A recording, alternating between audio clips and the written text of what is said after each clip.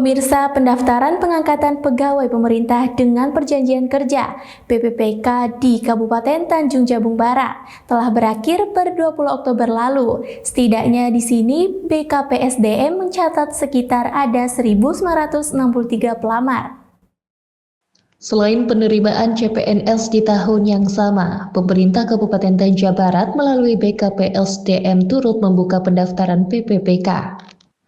Kabid PSI KBKPSDM Kabupaten Tanjung Jabung Barat, Rahma menuturkan, dari total 1.963 pelamar tersebut tersebar di 3 formasi, yakni di tenaga guru sebanyak 152 pelamar, kemudian tenaga teknis 1.563 dan tenaga kesehatan sebanyak 248 pelamar.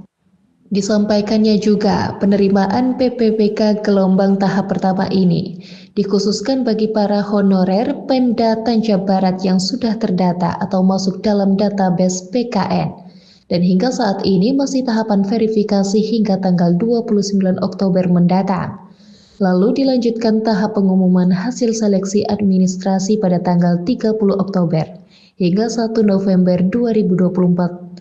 Untuk tahap kedua sendiri akan dilakukan pada tanggal 17 November mendatang, di mana pada gelombang kedua ini masih dikhususkan bagi para tenaga honorer, namun mereka yang tidak terdata dalam database PKN. Dengan catatan mereka sudah menjadi honorer di instansi pemerintah selama 2 tahun.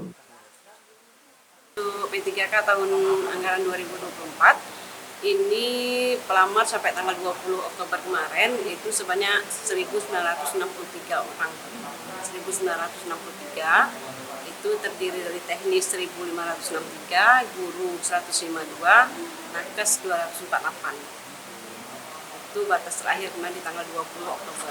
Berarti kalau yang untuk P3K ini memang rata-rata memang fokus tenaga honorer yang di sini. Ya, untuk P3K ini yang tahap 1, yang jadwal pertama ini untuk tenaga non ASN yang masuk dalam database PKN. Itu yang jadwal pertama yang masuk dalam database PKN.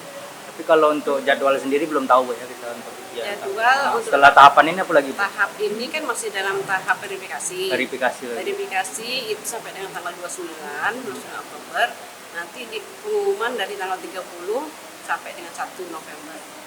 Pengumuman hasil seleksi administrasi.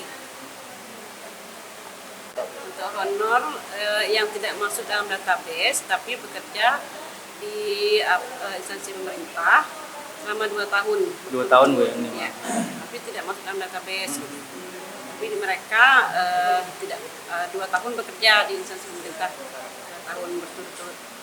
Mungkin kalau Meski demikian, Rahman menambahkan, jika juknis pendaftaran PPPK dipastikan telah sesuai aturan, selain bagi pelamar PPPK diharapkan untuk dapat mempersiapkan diri, salah satu dengan cara belajar, sebab ujian PPPK juga dilakukan secara cat dan secara transparan. Kontributor BTV, Ari Yusuf melaporkan dari Kabupaten Tanjung Jabung Barat.